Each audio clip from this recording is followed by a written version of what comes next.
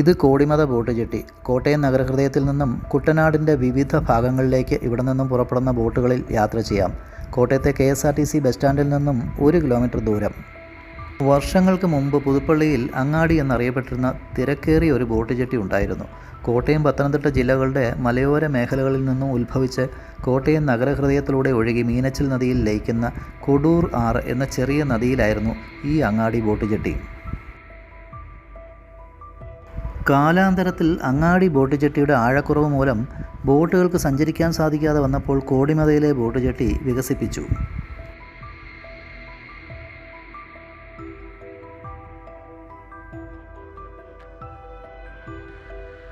ശാന്തമായ മനോഹരമായ ഒരു ബോട്ട് ജെട്ടി. ഇവിടെ നിന്ന് ആലപ്പുഴയ്ക്ക് 28 കിലോമീറ്റർ ദൂരം. 28 കിലോമീറ്ററേ ഉള്ളൂ എന്ന് ആലോചിക്കേണ്ട. നിങ്ങൾക്ക് സമയമുണ്ടെങ്കിൽ ഒരു 3 മണിക്കൂർ നേരം ബോട്ട് സഞ്ചരിക്കുന്ന കൊടൂർ ആറിൻ്റെ കരയിലുള്ള നിരവധി ചെറു ഗ്രാമക്കാഴ്ചകൾ കണ്ട് കാഞ്ഞിരം ജെട്ടി, പുല്ലത്തുശ്ശേരി, കൃഷ്ണപുരം ജെട്ടി തുടങ്ങി വേമ്പനാട്ട് കായലിലൂടെ, പുന്നമട കായലിലൂടെ, പ്രശസ്തമായ നെഹ്റു ട്രോഫി വള്ളംകളിയുടെ ഫിനിഷിംഗ് പോയിന്റിലൂടെ ആലപ്പുഴയിലേക്ക്. എല്ലാ വീടുകളുടെയും മുമ്പിൽ സാമ്പത്തിക സ്ഥിതി അനുസരിച്ച് ഒരു കൊതുമ്പ് വള്ളം അല്ലെങ്കിൽ ഒരു മോട്ടോർ ബോട്ട് കെട്ടിയിട്ടിരിക്കുന്നത് നമുക്ക് കാണാം. സമയദൈർഘ്യം കൂടുതലാകും എന്നതിനാൽ കോട്ടയത്ത് നിന്നും ആലപ്പുഴയ്ക്ക് പോകുന്നവർ ഈ ബോട്ടിൽ യാത്ര ചെയ്യാറില്ല. എന്നെപ്പോലെയുള്ളവരോ ഇടയ്ക്കുള്ള ഗ്രാമങ്ങളിലേക്ക് പോകുന്നവരോ മാത്രം സഞ്ചരിക്കുന്ന ഒരു ബോട്ട് യാത്ര. ഈ യാത്ര ഞാൻ മുമ്പ് പലപ്പോഴും ശ്രമിച്ചിട്ട് നടക്കാതെ പോയതാണ്. കഴിഞ്ഞ വർഷം ഏപ്രിൽ മാസത്തിൽ ഇവിടെ വന്നപ്പോൾ ബോട്ട് സർവീസുകൾ നിർത്തിവെച്ചിരുന്നു. പ്രധാന കാരണം സഞ്ചാരയോഗ്യമല്ലാത്ത വിധത്തിൽ ആഫ്രിക്കൻ പായലുകൾ ഈ കൊടൂരാറിനെ കിലോമീറ്ററുകളോളം ദൂരത്തിൽ മൂടിയിരുന്നു.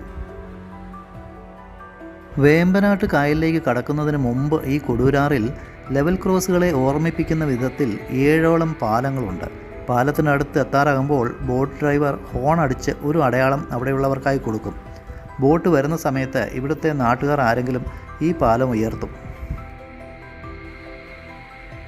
ബോട്ടുകൾ വരുമ്പോൾ മാത്രം വശങ്ങളിലേക്ക് ഉയർത്തുന്ന ഈ ചെറുപാലങ്ങളിലൂടെ നടന്നും പോകാം, ഇരുചക്ര വാഹനങ്ങൾ ഓടിച്ചും പോകാം. കൊടൂരാറിൻ്റെ ഇരുകരകളിലെയും ഗ്രാമങ്ങളെ തമ്മിൽ ബന്ധിപ്പിക്കുന്ന പാലങ്ങൾ.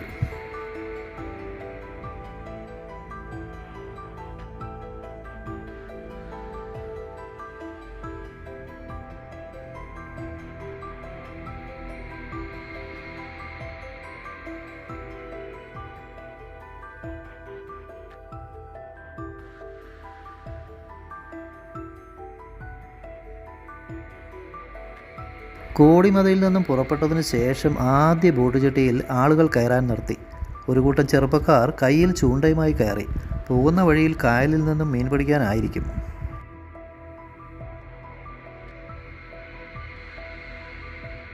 ഈ നദിയുടെ ഇരുകരകളിലും ധാരാളം വീടുകൾ, ഒരു റോഡിന് ഇരുവശങ്ങളിലും എന്ന പോലെ. എല്ലാം നല്ല സാമ്പത്തിക സ്ഥിതിയിലുള്ളവർ എന്ന് തോന്നുന്ന വിധത്തിലുള്ള കർഷകരുടെ വീടുകൾ. തണ്ണീർമുക്കം ബണ്ടിൻ്റെ കിഴക്കേക്കരയായ വെച്ചൂരിൽ നിന്നും നാട്ടകത്തേക്കുള്ള ബൈപ്പാസ് കടന്നു പോകുന്ന പാലമാണ് മുകളിൽ കാണുന്നത്. ആലപ്പുഴ ബോട്ട് ജെട്ടിയിൽ നിന്നും 9:35 പുറപ്പെടുന്ന ബോട്ട് എതിർദിശയിൽ വരുന്നു. ഈ ബോട്ടുകളെ യഥാർത്ഥത്തിൽ ആശ്രയിക്കുന്നത് ഇടയ്ക്കുള്ള ഗ്രാമങ്ങളിൽ നിന്നും പ്രധാന പട്ടണങ്ങളായ കോട്ടയത്തേക്കും ആലപ്പുഴയിലേക്കും പോകുന്നവരാണ്. ഈ യാത്രയിൽ ഞാൻ കണ്ട മനുഷ്യനിയന്ത്രിതമായ ഏറ്റവും വലിയ പാലം. ഇതിലൂടെ ഇരുചക്ര വാഹനങ്ങളും അക്കരെ ഇക്കരെ ഓടുന്നു. കൊടൂരാറിലൂടെ വേമ്പനാട്ട് കായലിലേക്ക് പ്രവേശിച്ചു കഴിഞ്ഞാലും ഈ ബോട്ട് യാത്ര നിരവധി ബണ്ടുകളുടെ മധ്യത്തിലൂടെയാണ്. സമുദ്രനിരപ്പിൽ നിന്നും 4 അടി മുതൽ 10 അടി വരെ താഴെ കൃഷി ചെയ്യുന്ന ചുരുക്കം ചില സ്ഥലങ്ങളിൽ ഒന്ന്. യുനെസ്കോയുടെ കാർഷിക പൈതൃക കേന്ദ്രമായി ഫുഡ് ആൻഡ് അഗ്രികൾച്ചറൽ ഓർഗനൈസേഷൻ 2013 പ്രഖ്യാപിച്ച സ്ഥലമാണിത്.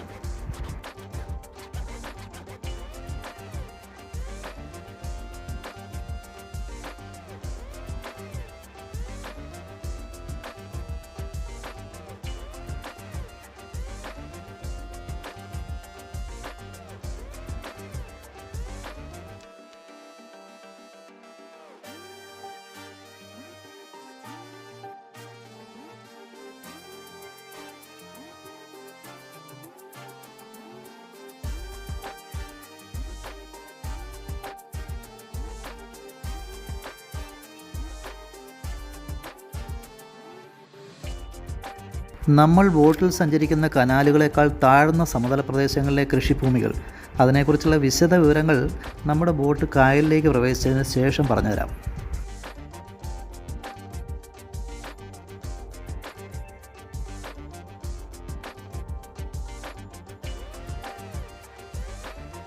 കൃഷിഭൂമിയുടെ ഉടമസ്ഥർ തന്നെയാണ് ഈ ഭാഗത്തെ ബണ്ടുകളുടെ അവകാശികൾ. അവർ അവിടെ തെങ്ങും വാഴയും കൃഷി ചെയ്യുന്നു.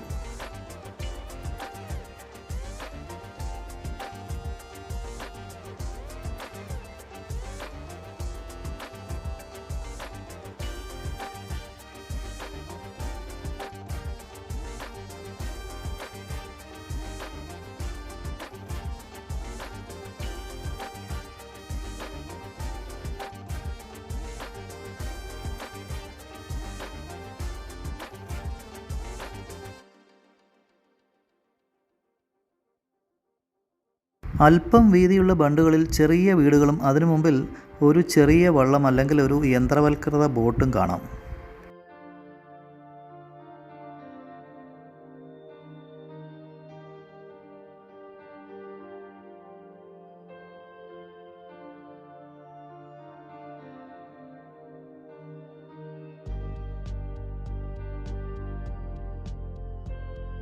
കോട്ടയം ജില്ലയിലെ തന്നെ തിരുവാർപ്പ് പഞ്ചായത്തിലൂടെയാണ് നമ്മളിപ്പോൾ സഞ്ചരിക്കുന്നത്.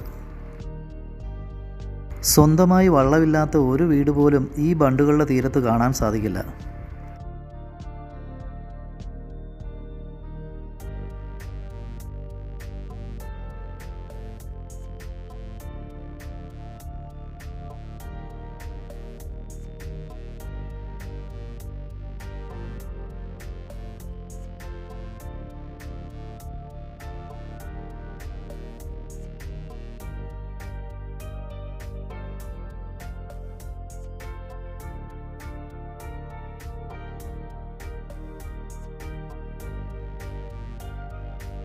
കൊടൂരാറ് മീനച്ചിൽ നദിയിലേക്ക് ചേരുന്ന മധ്യഭാഗത്ത് ചെളിയടിഞ്ഞ് ചെറിയ തിട്ടകൾ രൂപപ്പെട്ട് അവിടെ ചെറു സസ്യങ്ങൾ വളർന്നിരിക്കുന്നു. ബോട്ട് ആ മൺതിട്ടയിൽ ഇടിക്കാതെ ഇടതുഭാഗത്തുകൂടിയാണ് മുമ്പോട്ട് പോകുന്നത്. ആഫ്രിക്കൻ പായലിനിടയിലൂടെ മുന്നോട്ട് 2023 ജൂണിലാണ് ഈ കൊടൂരാറിനെ ശുദ്ധീകരിച്ചത്. ആഫ്രിക്കൻ പായലും ചെളിയും തകർന്ന വള്ളങ്ങളുടെ അവശിഷ്ടങ്ങളും എല്ലാം ഉണ്ടായിരുന്നു. ആഫ്രിക്കൻ പായലിൻ്റെ അനിയന്ത്രിത വളർച്ച മൂലം ജലഗതാഗതം മുടങ്ങിയിരുന്നു. എത്ര നശിപ്പിച്ചാലും വീണ്ടും പെരുകുന്ന പായൽ. 2018 വെള്ളപ്പൊക്കത്തിൽ നശിച്ച ഒരു തുരുത്ത്. ആൾതാമസമില്ലാത്തതിനാൽ ഇവിടെ ബോട്ടുകൾ നിർത്താറില്ല.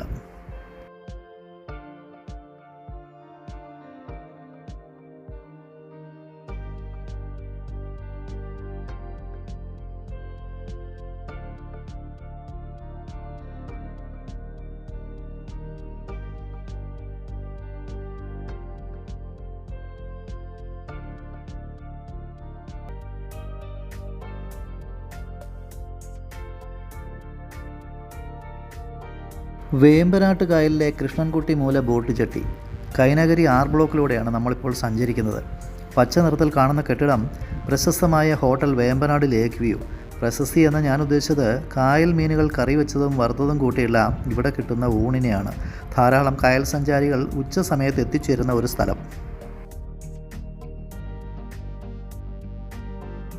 വേമ്പനാട്ട് കായലിലൂടെ ഞാൻ സഞ്ചരിക്കുന്ന ബോട്ടിൽ വളരെ കുറച്ച് യാത്രക്കാരെ അവശേഷിക്കുന്നുള്ളൂ. മൊബൈലിൽ നോക്കിയിരിക്കുന്ന ഈ 2 കാക്കി വസ്ത്രധാരികൾ, അവർക്കിനി വേമ്പനാട്ട് കായലിൻ്റെ അങ്ങേക്കരയിൽ എത്തുമ്പോഴേ ജോലിയുള്ളൂ. ഇവരാണ് വടം ഉപയോഗിച്ച് ഓരോ ബോട്ട് ജെട്ടിയിലും ബോട്ടിനെ അടുപ്പിച്ചു നിർത്തുന്നത്.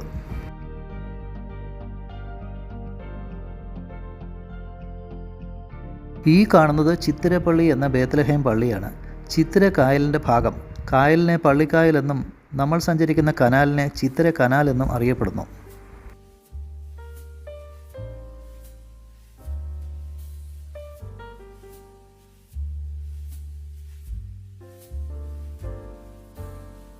സഞ്ചാരികളില്ലാത്ത ഒരു ഹൗസ് ബോട്ട് അതിവേഗതയിൽ ഞാൻ സഞ്ചരിക്കുന്ന ബോട്ടിന് സമാന്തരമായി. കായലിലെ അതിവേഗത എന്ന് പറയുന്നത് മണിക്കൂറിൽ 40 കിലോമീറ്റർ താഴെയാണ്.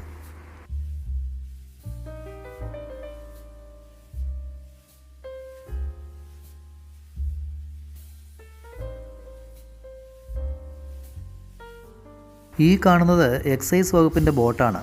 കായൽക്കരയിലെ ഹോട്ടലുകളിൽ അംഗീകാരമില്ലാതെ മദ്യവിൽപ്പന നടത്തുന്നത് തടയുക എന്ന ലക്ഷ്യത്തോടെ കായൽക്കരയിലെ ഹോട്ടലുകളിൽ പരിശോധന നടത്തുന്ന വിഭാഗം.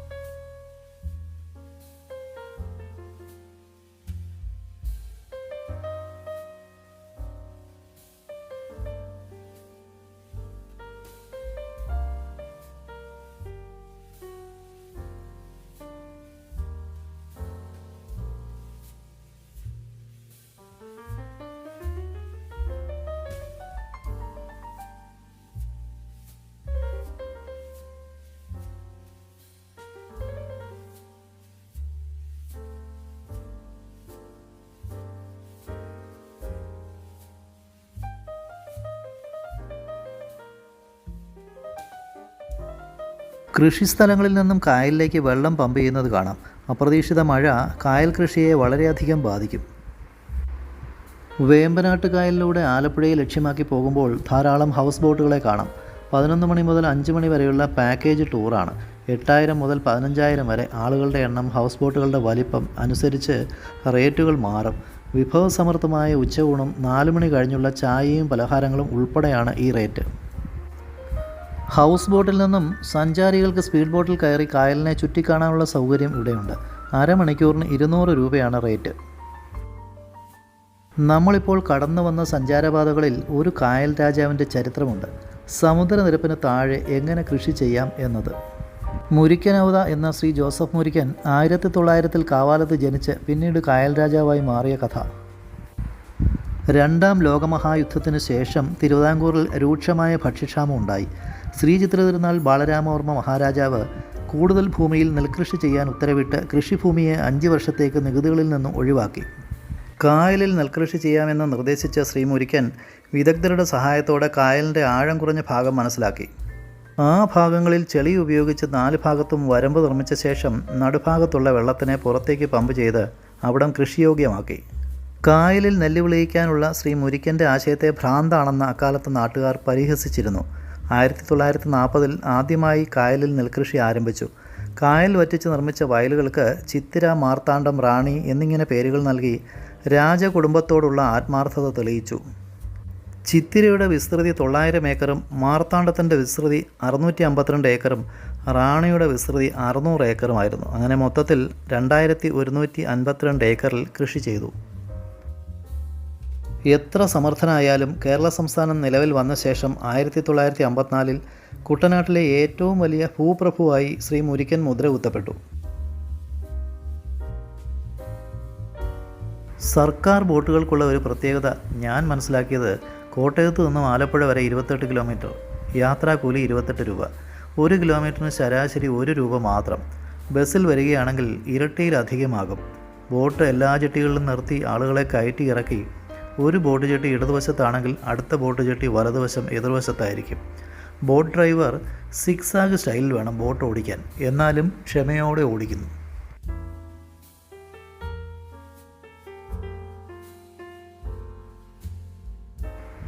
ഇത് വിളക്കുമാടം ബോട്ട് ജെട്ടി.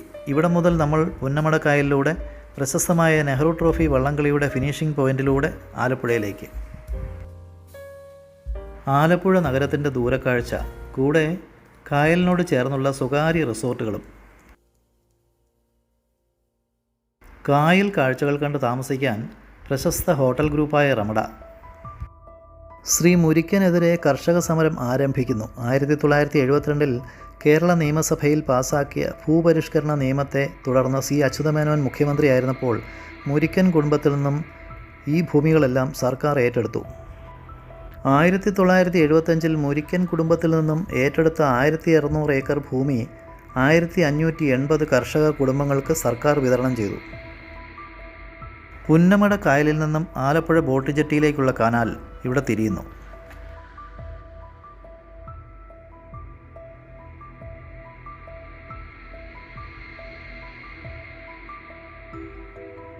ഒരു ക്ഷേത്രം, പേരറിയില്ല, കനാലിലെ വെള്ളത്തിൻ്റെ നിരപ്പും ക്ഷേത്രം സ്ഥിതി ചെയ്യുന്ന സ്ഥലവും കാഴ്ചയിൽ ഒരേ നിരപ്പിൽ, ഇടയ്ക്കുള്ള കൽമതിൽ മാത്രം ഒരു വേർതിരിവ്. സർക്കാർ ബോട്ടുകളുടെ സർവീസ് ഡോക്ക് യാർഡ്, യന്ത്ര തകരാറുകളും അനുബന്ധ ജോലികളും ഇവിടെയാണ് ചെയ്യുന്നത്.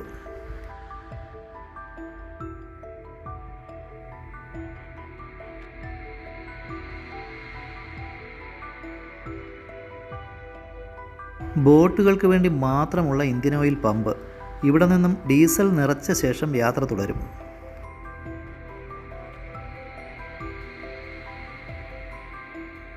ആലപ്പുഴയിൽ നിന്നും കൈനകരിക്കുള്ള ബോട്ട്. ഒരു പ്രത്യേകത, ഇതിനൊരു അപ്പർ ഡെക്ക് ഉണ്ടെന്നതാണ്.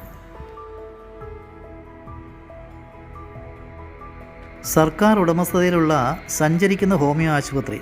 കുട്ടനാടൻ ഗ്രാമങ്ങളിൽ ജീവിക്കുന്ന, റോഡുകളില്ലാത്ത, ചുറ്റും വെള്ളത്താൽ ചുറ്റപ്പെട്ട തുരുത്തുകളിൽ ജീവിക്കുന്നവർക്ക് വേണ്ടി 2013 ജൂണിൽ ആരംഭിച്ചത്.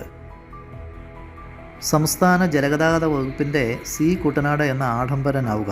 വിനോദസഞ്ചാരികൾക്ക് വേണ്ടി കുട്ടനാടിനെ അറിയാൻ 90 പേർക്ക് യാത്രാ സൗകര്യമുള്ള ഈ ഡബിൾ ഡെക്കർ 2022 സെപ്റ്റംബറിലാണ് ആരംഭിച്ചത്.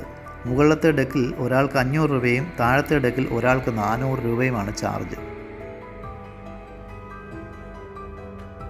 2019 ജനുവരി 20 ആരംഭിച്ച ആരോഗ്യ നൗക എന്ന സഞ്ചരിക്കുന്ന ആയുർവേദ ആശുപത്രി.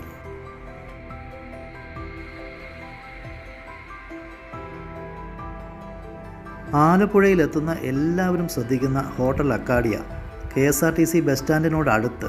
പറഞ്ഞു കേട്ടിട്ടുണ്ട് ഈ ബസ് സ്റ്റാൻഡിനടുത്ത് എവിടെയോ ലോക പ്രശസ്തമായ ഒരു കള്ളു ഷാപ്പ് ഉണ്ടെന്നും വിദേശ സഞ്ചാരികൾ ഉൾപ്പെടെ അവിടെ സന്ദർശകരാണെന്നും.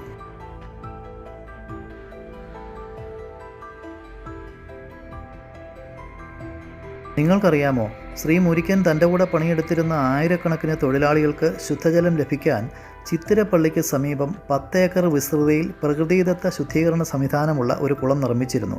സമീപ പ്രദേശങ്ങളിലുള്ളവരും ഈ കുളത്തിലെ ജലമായിരുന്നു ഉപയോഗിച്ചിരുന്നത്.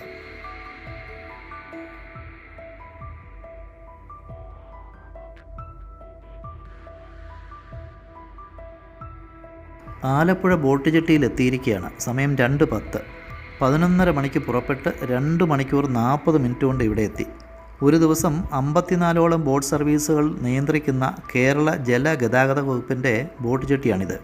ആലപ്പുഴ KSRTC ബസ് സ്റ്റാൻഡിൽ നിന്നും 1/2 കിലോമീറ്റർ താഴെ ദൂരം ബസ് സ്റ്റാൻഡിലേക്ക് പോകുന്ന വഴിയിൽ ഇടതുവശം. ഇവിടെയും ശാന്തസുന്ദരമായ ഒരു ബോട്ട് ജെട്ടി. വെള്ളത്തിൽ നോക്കരുത്, ബ്രൗൺ ആണോ ബ്ലാക്ക് ആണോ എന്ന് അറിയാൻ സാധിക്കാത്ത നിറം. A37, ഞാൻ വന്ന അതേ ബോട്ട്. ഇതിൽ തന്നെ തിരികെ പോകാം. ഇങ്ങോട്ട് വന്നതുപോലെയല്ല, ഏറ്റവും മുമ്പിലെ 4 സീറ്റ് ഒഴികെ എല്ലാത്തിലും യാത്രക്കാർ. മൊത്തം 66 പേർക്ക് സഞ്ചരിക്കാവുന്ന ബോട്ടാണിത്. എനിക്ക് തിരിച്ചും മുമ്പിലെ സീറ്റ് കിട്ടി. കൃത്യം 2:30 മണിക്ക് ബോട്ട് പുറപ്പെട്ടു. ഒരു വശം ശിക്കാര ബോട്ടുകളുടെ സ്റ്റാൻഡ് എന്ന് പറയാം, അത്രത്തോളം ശിക്കാര ബോട്ടുകൾ. ദൂരെ ഒലീവിയ 5 സ്റ്റാർ ഹോട്ടൽ.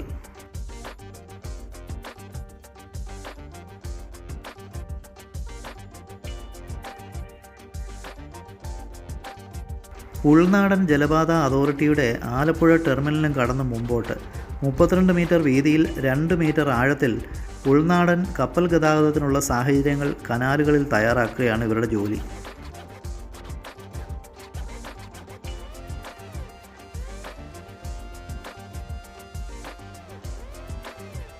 നമ്മൾ വീണ്ടും പുന്നമട കായലിലേക്ക്. മുൻ പ്രധാനമന്ത്രി ജവഹർലാൽ നെഹ്റുവിൻ്റെ പ്രതിമ. നെഹ്റു ട്രോഫി വള്ളംകളിയുടെ ഫിനിഷിംഗ് പോയിന്റ്.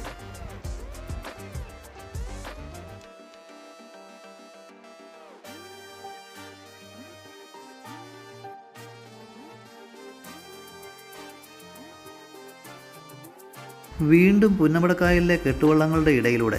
ഇതൊരു ടൂറിസം സീസൺ അല്ല എന്നൊരു തോന്നൽ. ഒരു വിദേശ സഞ്ചാരിയെ പോലും രാവിലെ 11:30 മുതൽ ഇതുവരെയുള്ള സമയത്ത് കാണാൻ സാധിച്ചില്ല. പക്ഷേ ഹൗസ് ബോട്ടുകളിലും ശിക്കാര ബോട്ടുകളിലും ഉത്തരേന്ത്യൻ സഞ്ചാരികളെ ധാരാളമായി കാണാൻ സാധിച്ചു.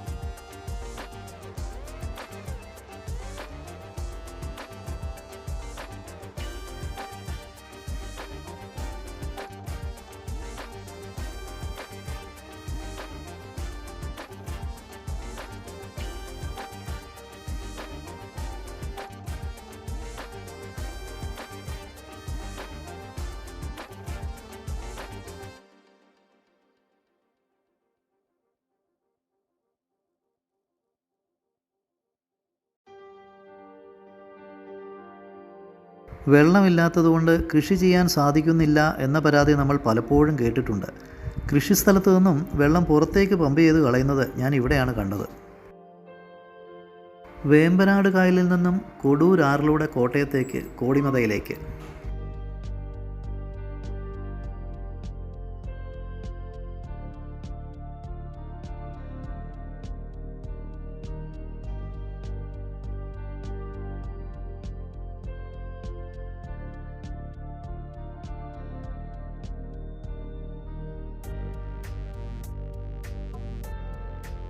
രണ്ടര മണിക്ക് ആലപ്പുഴയിൽ നിന്നും പുറപ്പെട്ട ബോട്ട് 5:05 കോട്ടയത്തെത്തി. മണിക്കൂറിന് 700-ഉം 1500-ഉം രൂപ കൊടുത്ത് ഷിക്കാര ബോട്ടിലും ഹൗസ് ബോട്ടിലും യാത്ര ചെയ്യുന്നതിനേക്കാൾ എത്ര സന്തോഷകരമായ മനോഹരമായ യാത്ര. ബോട്ട് യാത്രയ്ക്ക് ആകെ ചിലവായത് അങ്ങോട്ടും ഇങ്ങോട്ടും കൂടെ 56 രൂപ മാത്രം.